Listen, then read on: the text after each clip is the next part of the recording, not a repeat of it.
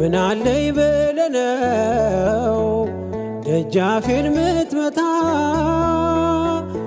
እኔ ደካማ ነኝ አንተ ቅዱስ ጌታ። ከእንግዲህ አላርስም ምንጣፌን በእንባ መንጦላይቴን ከፍተህ በምሕረትህ ግባ። ከኃጢአተኛው ድንኳን ቅዱስ ቆመሃል። ልጄ የት ነው ብለህ እኔን ፈልገሃል። አንተ ስላለኝ ቀሏል መከራዬ፣ ለእኔ ያደረከው ብዙ ነው ጌታዬ።